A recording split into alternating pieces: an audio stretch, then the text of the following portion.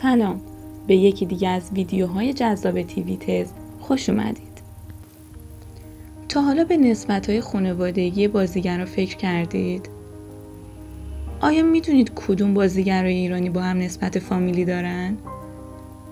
ویدیوی امروز ما رو از دست ندید، ولی لطفاً قبلش زیر همین ویدیو کانال ما رو سابسکرایب کنید و زنگوله رو بزنید تا از ویدیوهای جدیدمون جا نمونید.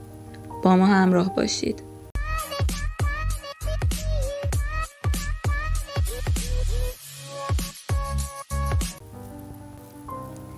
خانواده داوود نژاد: رضا، علیرضا، محمد رضا، زهرا و فاطمه داوود نژاد، احترام سادات حبیبیان، غزل بدیعی، کبرا حسن‌زاده.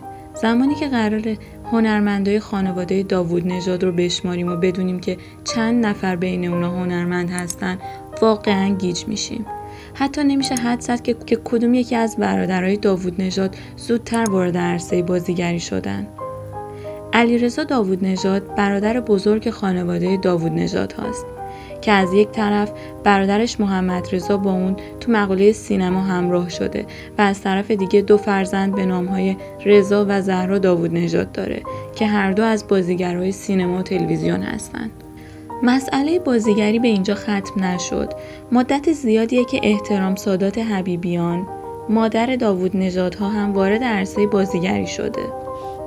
نفر بعدی کبرا حسن‌زاده، بازیگر مسن موفق سینمای ایران که در سال 90 با فیلم مرهم به سینماها اومد. کبرا حسن‌زاده زن پدر احترام سادات و به نوعی مادر بزرگ ناتنی داوود نژاد هست. فاطمه داوود نژاد دیگر بازیگر خانواده داوود نژاد هست.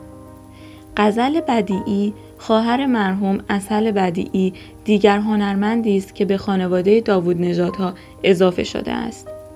با این حساب خانواده داوود نژاد 8 هنرمند دارد که در بین اهالی سینما با اختلاف بسیار زیادی نسبت به دیگران در صدر جدول قرار دارد.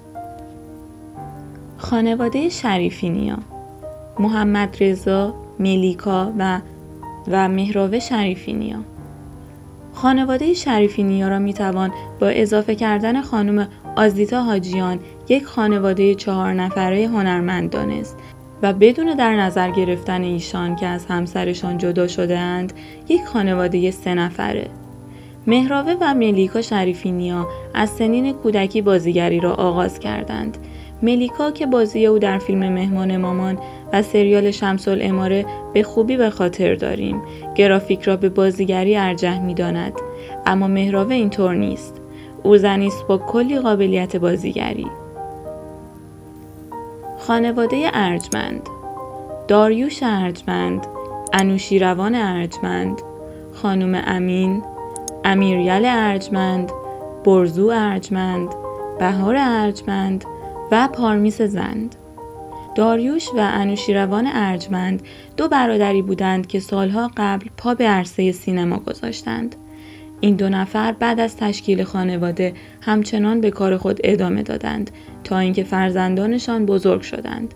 از خانواده انوشیروان ارجمند، برزو و بهار که هر دو از بازیگران سینما و تلویزیون هستند، وارد عرصه بازیگری شدند و از خانواده داریوش، امیریل ارجمند خود را در بازیگری محک زد.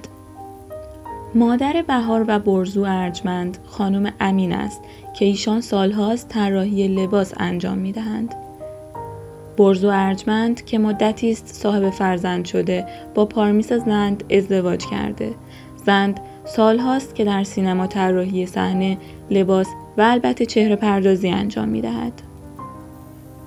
خانواده فرهادی: اصغر فرهادی، پریسا بختاور و سارینا فرهادی.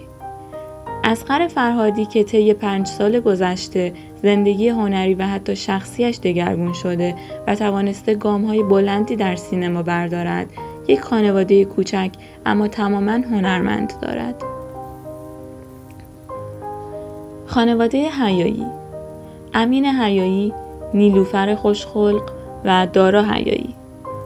امین حیایی و نیلوفر خوشخلق زوج موفق سینمای ایران هستند که سالهاست بی‌حاشیه در کنار هم زندگی می‌کنند و به قول امین حیایی از زمانی که او توانست فرشته نجات زندگیش را پیدا کند به خوبی و خوشی زندگیش را آغاز کرده است. نیلوفر خوشخلق بازیگری را در سال 79 با فیلم مونس شروع کرد و در بسیاری از فیلم‌های سینمایی با همسرش به ایفای نقش پرداخته است. دارا حیایی پسر امین حیایی از زندگی مشترک اولش است. او یک بار جلوی دوربین ظاهر شده و دوست دارد مثل پدرش بازیگری را ادامه بدهد. خانواده اوجی، فلورا سام و مجید اوجی. مجید اوجی یکی از تهیه کنندگان قدیمی سینماست. فلورا سام که مدتی قبل بازی در سریال توطئه فامیلی را بر عهده داشت، سال 63 با مجید اوجی ازدواج کرد و حاصل ازدواج آنها یک دختر است. البته دخترشان تا کنون در سینما نقش آفرینی مهمی نداشته است. خانواده غریبیان، فرامرز غریبیان و سام غریبیان، یکی از هنرمندانی که به تازگی قدم به عرصه فیلمنامه نویسی در ایران گذاشته. سام غریبیان فرزند فرامرز غریبیان است. سام مدتی قبل بعد از اتمام تحصیلات خود به ایران بازگشت و فیلمنامه‌ای به همراه خود آورد که پدرش را مجاب کرد بازیگری را پشت سر گذاشته و اولین فیلم سینمایی عمرش را کارگردانی کند. او در آمریکا تحصیل کرده و فوق لیسانس مدیریت و اقتصاد در سینما را دارد. البته باید بدانید که این فیلمنامه نویس این روزها دنباله‌رو کار پدر شده و دنیای بازیگری را هم تجربه می کند. خانواده پسیانی، جمیله شیخی، آتیلا پسیانی، فاطمه نقوی، خسرو پسیانی، ستاره پسیانی. با اینکه قرار است به بررسی بازیگران و هنرمندان خانواده پسیانی بپردازیم، اما برای رأس این هرم باید به نام دیگری رجوع کنیم، مرحوم جمیله شیخی. ایشان مادر آتیلا پسیانی بودند که تا قبل از مرگ در فیلم و سریال‌های موفق به ایفای نقش پرداختند. بعد از جمیله شیخی، آتیلا پسیانی به بازیگری روی آورد. طولی نکشید که آتیلا پسیانی با فاطمه نقوی پیمان زناشویی بست. نقوی که روانشناسی خوانده و یکی از بازیگران تئاتر است، 2 فرزند به نام ستاره و خسرو دارد که هر دو راه پدر و مادرشان را در عرصه بازیگری پیش گرفتند.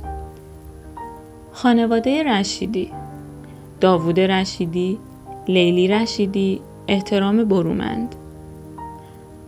برای درآوردن آمار این که در خانواده داوود رشیدی چند بازیگر و کارگردان وجود دارد، کار سختی در پیش داریم، چون این خانواده از 2 سمت هنرپرور است. یکی داوود رشیدی و دیگری همسرش احترام برومند. داوود رشیدی بعد از ازدواج با احترام برومند صاحب فرزندی به اسم لیلی شد، کسی که سالهاست بعد از مجموعه قصه های تابتا او را به نام مادر زیزوگولو میشناسیم. خانواده برومندها، احترام، راضیه و مرضیه برومند. بعد از شمردن اعضای هنرمند خانواده رشیدی، نوبت میرسد به خانواده برومند. احترام برومند 20 سال قبل کارش را در تلویزیون شروع کرد. علاقه احترام برومند بیشتر در حوزه کودک بود. او سالها در این حوزه فعالیت کرد و یکی از قدیمی‌ترین مجریان ایران است. مرضیه برومند خواهر دیگر خانواده برومند است که یکی از کارگردان‌های حوزه کودک و عروسک گردانی به حساب می‌آید. او بیش از دیگر خواهرانش در این حوزه فعالیت داشته. خواهر دیگر برومندها راضیه نام دارد. راضیه بازیگر و نویسنده بوده و از قهارترین عروسک گردان‌هایی است که تاکنون در این حوزه فعالیت کرده‌اند. خانواده ولدبیگی، مسعود و سحر ولدبیگی، نیما فلاح، سهراب ولدبیگی. مسعود ولدبیگی یکی از قدیمی‌های چهره پردازی در ایران است که اتفاقاً سابقه بازیگری هم دارد. این هنرمند که اهل کرمانشاه است، سالها قبل ازدواج کرد که حاصل آن ازدواج 2 فرزند به نام‌های سهراب و سحر بود. سهراب سالهاست در عرصه عکاسی سینما فعالیت می‌کند و سحر هم که جزو بازیگران طناز کشورمان است. با ازدواج نیما فلاح و سحر ولدبیگی تعداد بازیگران این خانواده به 4 رسید. خانواده عطاران، رضا عطاران، فرید فرامرزی. رضا عطاران و فرید فرامرزی زوج بی‌حاشیه‌ای هستند که از سال 73 پیمان زناشویی بستند و به زندگیشان زیر یک سقف مشترک ادامه دادند. فرامرزی یکی از بازیگران گزیده کاری است که در تلویزیون فعالیت می‌کند و در دیگر کارهای هنری هم دست دارد. خانواده قاسمخانی: شقایق دهقان، پیمان قاسمخانی، مهراب قاسمخانی، بهار رهنما، پریا قاسمخانی، پروین قائم مقامی. مهراب قاسمخانی برادر کوچک پیمان قاسمخانی است. پیمان که کارش را زودتر در سینما شروع کرد، سابقه بازیگری هم دارد. اما مهراب بیشتر ترجیح میداد که در کنار نویسندگی گاهی اوقات طراحی صحنه و لباس هم انجام دهد. هر دو برادر با بازیگران سینما و تلویزیون ازدواج کردند و به این واسطه بهار رهنما و شقایق دهقان با یکدیگر جاری شدند. از خانواده مهراب قاسمخانی و شقایق دهقان کسی وارد وادی هنر نشد یا حداقل هنوز نشده است، اما پریا قاسمخانی در بسیاری از آثار طنزی که پدرش نوشته و مادرش بازی کرده بود ایفای نقش کرده است. البته یک نفر دیگر هم در این خانواده وارد عرصه بازیگری شده است. ایشان مادر بهاره رهنما، پروین قائم مقامی هستند. البته بعد از جدایی بهار رهنما و پیمان قاسمخانی می توانیم نام بهار رهنما و مادرش را از لیست هنرمندان این خانواده خط بزنیم. خانواده هاشمی: گلاب آدینه، نورا هاشمی، مهدی هاشمی. نورا هاشمی تنها فرزند گلاب آدینه و مهدی هاشمی توسط والدینش پا به تلویزیون گذاشت، اما کمی بعد توسط همسرش سیاوش اسعدی وارد دنیای سینما شد و چند فیلم سینمایی از جمله جیببر خیابان جنوبی را بازی کرد. خانواده کیمیایی: مسعود کیمیایی و پولاد کیمیایی. پولاد کیمیایی فرزند یکی از تاثیرگذارترین کارگردانان سینمای ایران است که میتوان گفت بازیگری را برای فیلم‌های پدرش تجربه کرد و البته در آثار مختلف از کارگردان‌های مختلف هم دیده شد. نکته جالب در کارنامه او این است که در فیلمسازی هم ورود داشت و پیرو سبک امضادار کارگردان قیصر بود. خانواده نوذری: ایرج نوذری فرزند منوچهر نوذری است که بسیاری او را از تاثیرگذارترین افراد در نمایش‌های رادیویی ایران می‌دانند. ایرج نوذری همچون پدرش نه تنها در عرصه بازیگری که در عرصه اجرای برنامه‌های تلویزیونی فعالیت می‌کند. خانواده فرجاد: مارال و مونا فرجاد فرزندان جلیل فرجاد هستند که در عرصه تئاتر، سینما و تلویزیون حضور فعالی دارند. جالب این که این دو خواهر هنرمند کمتر از خیلی‌ها دارای روابط مشخص برای رسیدن به هدفشان بودند و اصولاً جزو بازیگرانی هستند که به خصوص در عرصه تئاتر در سالهای اخیر درخشیدند. جلیل فرجاد هم اخیراً در تئاتر فعالیتی بیش از گذشته دارد. خانواده سهیلی: سعید سهیلی را به عنوان کارگردانی چند ژانر می‌شناسیم که فرزندانش با کارهای پدر شناخته شدند ولی با دیگران هم کار کردند. ساعد و سینا با چند فیلم اخیرشان نشان دادند در عرصه بازیگری می‌توانند حرف‌هایی برای گفتن داشته باشند و نکته جالب در کار حرفه‌ای سینا این است که با فامیلی متفاوتی نسبت به پدر و برادرش در عرصه سینما ظاهر می‌شود. خانواده حاتمی: سعدی سینمای ایران امضای معتبری است که زیر نام هر بازیگری درج شده باشد او را برای تمام ادوار در این عرصه بیمه می کند. لیلا حاتمی فرزند کارگردان بزرگ سینما و زری خوشکام بازیگر با سابقه سینمای ایران است که بی تردید امروز همانند ستاره‌ای در سینما می درخشد. شاید کارنامه لیلا حاتمی بیش از هر چیز بر این ادعا صحه بگذارد که هنر میتواند یک اتفاق ژنتیکی باشد و هنرمندان میتوانند فرزندان هنرمند به بار بیاورند. خانواده فراهانی: بهزاد فراهانی بازیگر و کارگردان تئاتر قطعاً در ورود دخترانش گلشیفته و شقایق و البته پسرش در عرصه هنر مؤثر بوده است. خانواده آهنگرانی. پگاه آهنگرانی دختر منیژه حکمت است که البته پدرش نیز در این عرصه فعالیت دارد. پگاه آهنگرانی جزو بازیگران مطرح و صاحب نام است و اگرچه ممکن است او را بازیگری بشناسیم که از طریق خانواده‌اش به این عرصه ورود کرده، اما بی تردید استعداد و توانمندی او در دنیای بازیگری در تجاربی که در کارنامه‌اش دارد گویای این مطلب است که این بازیگر مسیر را اشتباه نیامده است. خانواده کوثری. باران کوثری دختری از خانواده جهانگیر کوثری و رخشان بنی اعتماد که اگر بازیگر نمیشد جای شک داشت.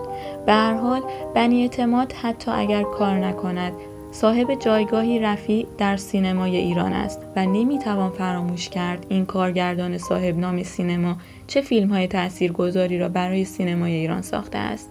البته جهانگیر کوثری به عنوان کارشناس سینما و حتی کارشناس برنامه‌های ورزشی تلویزیون سالها به عنوان تهیه کننده دنیای سینما را تجربه کرده و بدیهی است باران کوثری از این خانواده بازیگری با نمره قابل قبول باشد.